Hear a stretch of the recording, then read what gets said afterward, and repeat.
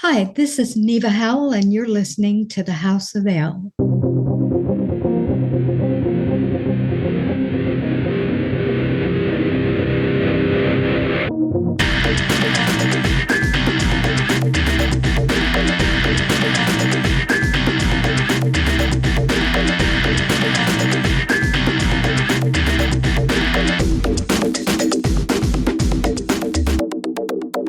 Welcome back into the House of L. I am excited to have my next guest on. You saw her this summer in James Gunn's Superman as Martha Kent. It is Neva Howell. Neva, how are you doing today? I'm doing great. How are you, Derek? I'm excellent. Thank you so much for joining us. Just to pull the curtain back a little bit, you and I had a wonderful experience, it was wonderful for me. I'm not going to speak for you, but just a lovely time chatting at the premiere last month in Los Angeles. That was an amazing experience. It was. I'm so glad we didn't get cooked alive outside before we finally got inside. It was incredibly hot. It was warm. It was a warm day. And that just meant the world to me. We were herded in like sheep, and you and I just happened to be standing next to each other as we entered. So I was excited to get to talk to you, especially, walking in and having not gotten a chance to see the film yet. And when we started chatting about this, just to pull the curtain back a little bit even more, you had said, you like to be prepared for an interview. And I've been a journalist for so long, and I'm so just conversationalist, and I don't honestly ever prepare for interviews anymore. It feels like that I went outside the box a little bit for our questions. So the questions that I have for you today actually came from my Martha Kent, my mother. Actually wanted to ask you some questions. So I thought that might be fun to do something a little different for you. Well, I kind of love that idea. Thankfully, nobody ever asks me questions. So how do I have to deal with that? If you're on the other end of it, you might feel different. Exactly. I understand that. So first, I actually asked her to join me, but she didn't want to be on camera either. So I let her off the hook for that one.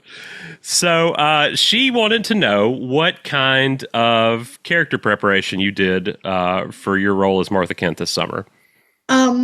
It's different for every role. I would say my technique is extremely intuitive, very right brain, as opposed to analyzing and breaking down beats and that sort of thing. I feel into the character a lot more. And so for me, it's finding the character in my body. How does the character move differently than I do, or how does she move the same, and why? So I work with the body a lot, because I feel like the way our body expresses is based on emotions that are already there. So if I can get my body understanding the person that I'm trying to bring to life, then the emotions come out of that for me. And that might feel a little backwards, but it works for me. And then I have some tools that I use from mostly the Chekhov method, Michael Chekhov. I really loved his work because he also it just felt like a very intuitive way of going at it, and so I enjoyed that. For Martha, I listened to excerpts of the Moz, but I didn't overdo that because I felt like James had a very clear vision of who he wanted Martha to be. And I didn't want to confuse myself or try to reinvent the wheel, so to speak. There have been many fine portrayals of her, but I didn't want to repeat history. So I basically just listened to see what had come before and get a flavor of that. And the script was very clear and gave me a lot. James was very sparse in what he said to me. I feel like I got it, or he would have said a lot more than he did. He told me that she was a bit more animated than Pa, and did more talking, even though it was the opposite in the script. Pa had a lot more to say than Ma did in this one. So, but I took that to heart, that she could be a little bit more animated, but still down to earth and rather matter of fact. And then he had a tape of a woman named Pat Christie, who was from rural Southeast Kansas. And he sent those to me. And I was really surprised to hear quite a few similarities between the way she talked and the way I talk, which is Alabama, rural Alabama. And one example would be, she would say in between lines, in between sentences, she would add but or but. And I knew I had to get that in there because it was so much a part of her speaking pattern. So, like if you said, I wanted to go to the store, but I decided not to. So that but was in there. So I worked on getting that in. And more than that, I worked on her. She had such a mother energy to her that was so stable and solid and non-flashy and just very beautiful, I thought.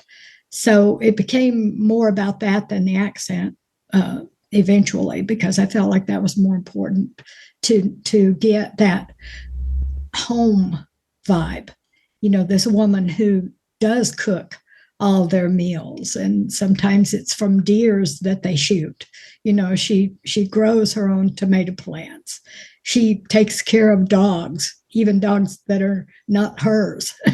So I wanted all of that in there. And also my grandmother, who was very salt of the earth, very stable, a little bit stern, but also my mother, who was gentle as a doe, and very unconditionally loving. So it was kind of a mix of all of that. For anybody this summer who has said that they were off-put by the accents, that it was a little jarring or different from incarnations that had come before, my answer every time has been I could name 40 people that I know that sound and act just like that right now, that it felt very true to form. Me too. For me. I'm from Alabama. Mm-hmm. The way I'm talking right now is a mild, rather mild Alabama accent. But I know people in my neck of the woods, as we say, that if you heard them talk, they make a whole sentence into one word. Yeah. You know what I mean? It's right. Like they say, "Has mom not?" Yep. Did you catch any of that? How is your mom? And all of them. Mm-hmm. But they just, has mom not limb? And or going story out and thing. They just run it all together. Now, if you weren't from that little pocket of Alabama, you would say, well, that's not Alabama. Right. That doesn't sound like Alabama, because it doesn't sound like me, how I would speak. And then there are other people like my aunt, Pat, who make one syllable into three. And they drawl it out. Like she would say whale instead of whale, or she would say whale. It would be three syllables, and it's a mile long. Now I feel like I'm listening to my grandmother when you say it like that. So I just say that to say it greatly depends on where you're from in Kansas. Absolutely. Or wherever you come from. I myself was surprised at some of the similarities that I heard. Yeah. It felt like home to me listening to it. You talked about listening to previous actors who had portrayed the role in snippets in them, but before you ever auditioned for this, before you knew it was going to be Martha Kent, any of that, what was your familiarity with, to me, one of the most famous mothers in pop fiction, but Martha in general? Christopher Reeve. There you go. That version. And I didn't really watch any of the others. And I never really thought about it, why I didn't or anything, until I got this role. And then I realized, because that version for me nailed it. That version was, I think, perfect. So that was my only experience. Really?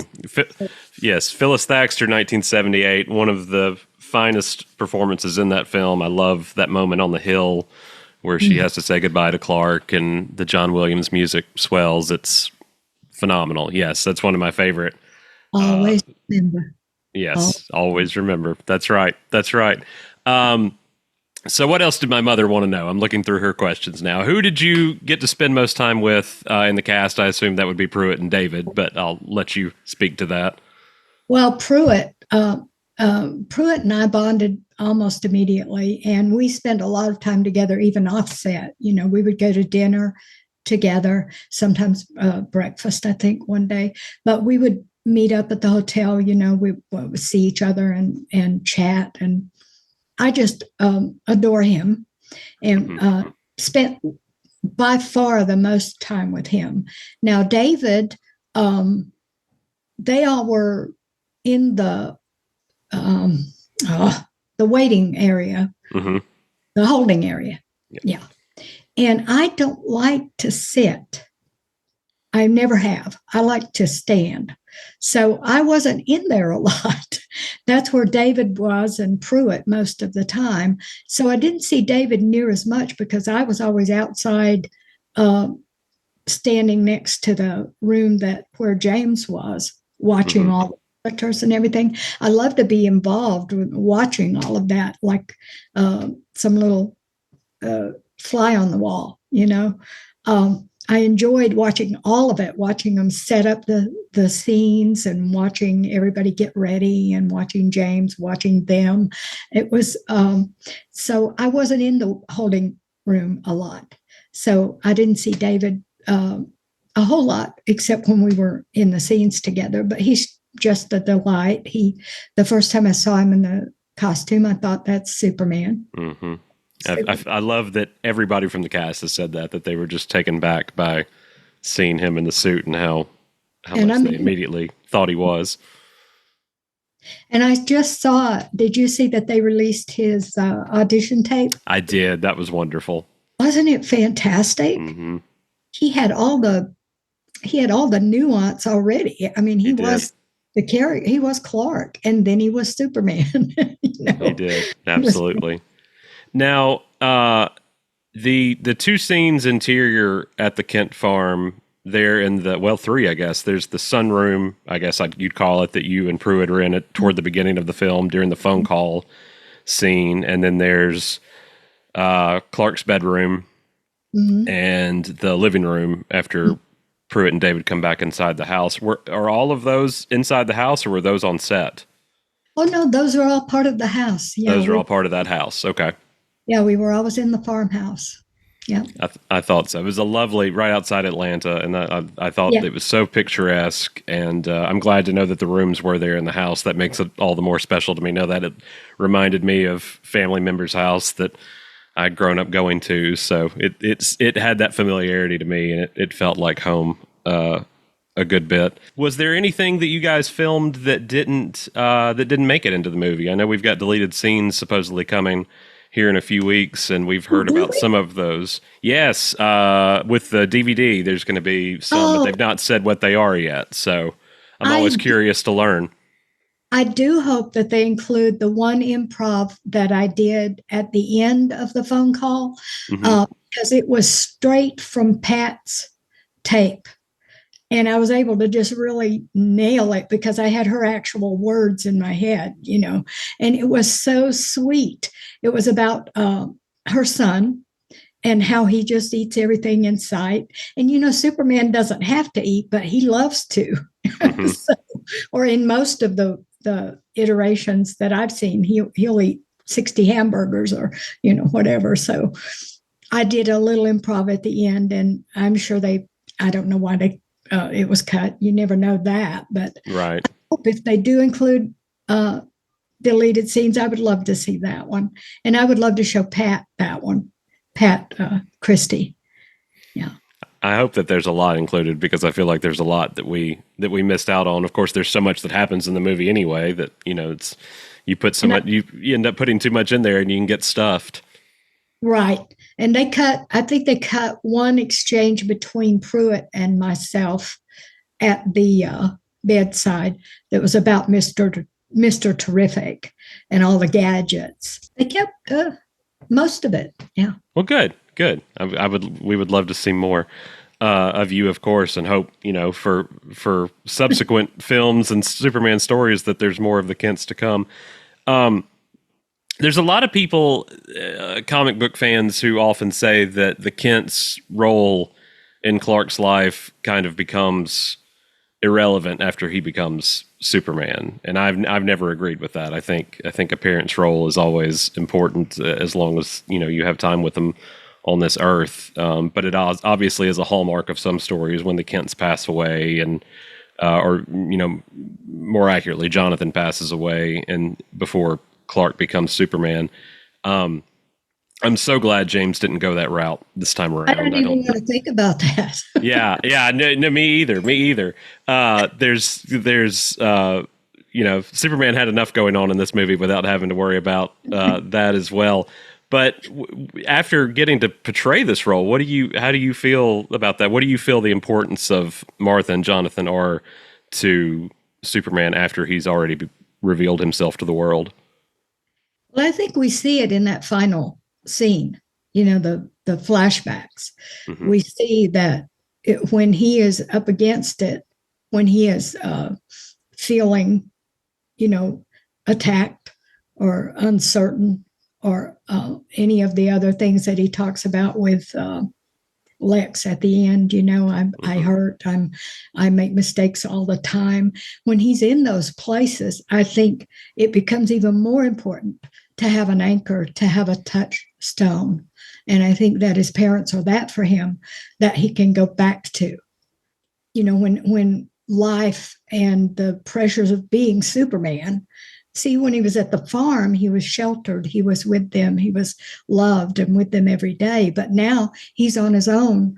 And I feel like it's even more important for him to have something to come back to and hold on to that tells him who he is and where he came from, and the values that he wants to hold on to. Absolutely. Do you have children? I don't. You don't? I honestly wondered that, but that in that scene, where he's laying in the bed and you guys are both by his side, and I wonder if they both have kids and if what they're pulling from in this moment. I don't know if Pruitt has children or not, but what I pulled from a lot was Pat Christie. I soaked up her momness, so to speak. And it really became very real, like I said, in my body. I could feel that love, that adoration, that almost passes understanding. It's phenomenal, the degree of love that I felt. The scenes between the three of you and even just the two of you, with you and Pruitt, are so well done. And I mean, it's obviously a testament to the two of you, to David, to James. In the theater with the premiere, obviously that was an electric crowd. Everybody was so excited to watch the movie and see it for the first time. I know, David and Rachel had not seen the film yet. I would assume you had not seen the film yet up until that point. So the culmination of all of that, getting to the end and with the footage and everything around, I don't know what that moment was like for you. Just as a fan, for me, was incredible. The coming into the fortress and the 360 view of all the home videos was incredibly emotional for myself. What was that like, getting to see that on the big screen in that room for you? I could cry right now. I may, if I start talking about it too much. It was when I first read the script, mm-hmm. and I read that ending, I cried then. I could just see it. I could feel it, how powerful that was going to be.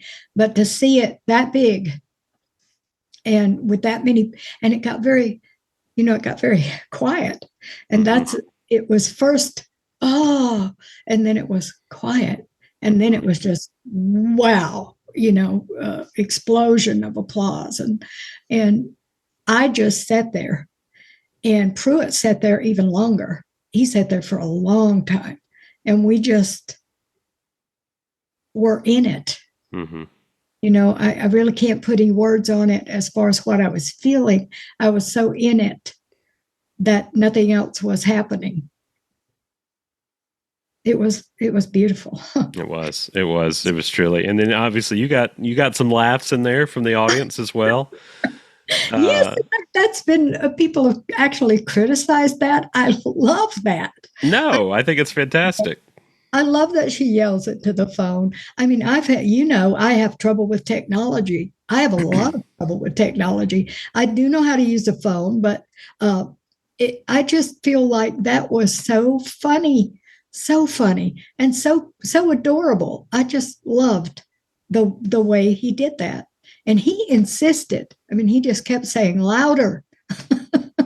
Perfect. And then Pruitt sitting across from you, just So twiddling away. Yeah, completely deadpan. I know there's not a lot of moments in it, but what was your, whether or not, I guess you were in the scene or not, but what is your favorite aspect of the film? Oh, good grief. But Mr. Terrific, that scene with him, wow. Yeah. I was blown away by that. I loved Anthony Kerrigan. Yes. Also, when he was crying, I just almost cried. It was so unexpected. I didn't expect that to happen. And he just had such a general way about him. And he was that way when I met him at the after party. And let's see.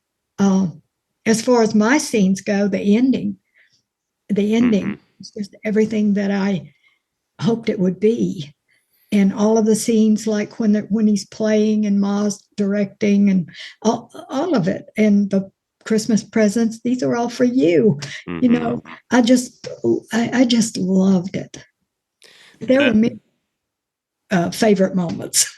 Yeah, I can imagine. Obviously, were for me as well. Now, to speak more on that ending sequence with all those different home videos, there's a lot of footage there. How long? I don't know if that was a secondary unit or if James was there for shooting some of that. But what was that like?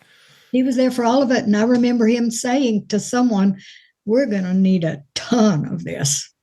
We're going to." Or that I may be paraphrasing, but he let them know, we're going to need a lot. So it took the entire day. I believe that's all I did that day was read with the kids and, do the different scenes with the different Davids, A lot of different wardrobe changes. I heard Judiana is fantastic. The wardrobe, I don't know what her exact title is, but she's over the wardrobe. I heard her say at one time, when is this? Which, another shirt? I know. You probably wear more different wardrobe outfits in the film than anybody else does.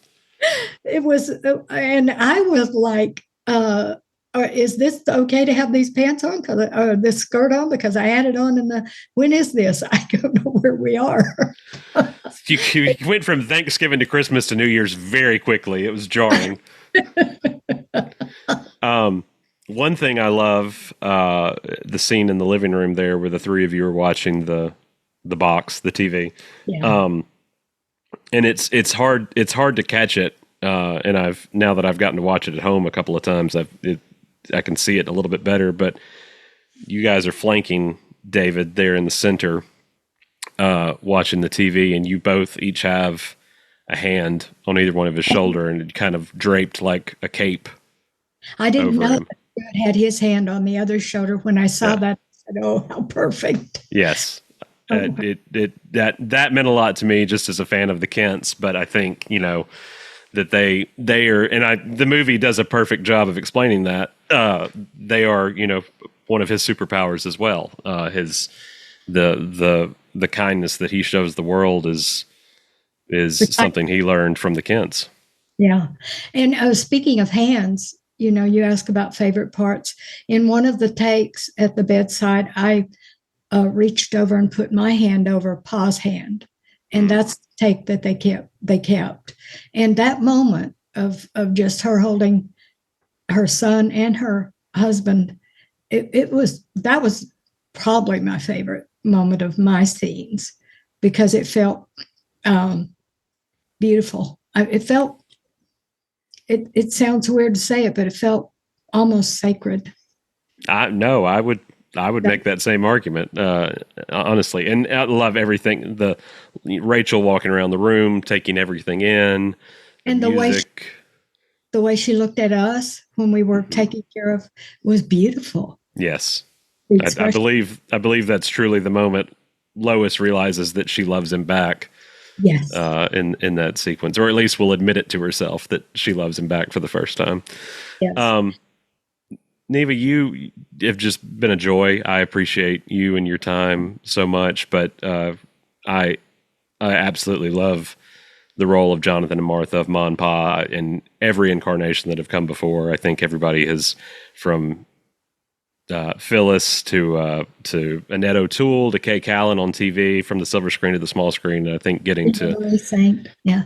add, yeah, even Marie saying absolutely Superman Returns, for you to add your own credit to that role and make it your own was exciting for me. I was when casting announcements started rolling out. That was two names I was looking for, was who was going to be our Martha and who was going to be Jonathan. Because if you wreck that, you're already off on a bad foot there. And I'm happy to say that, and I know everybody else agrees, that James did not wreck that. That you two both brought incredible warmth and heart to those roles.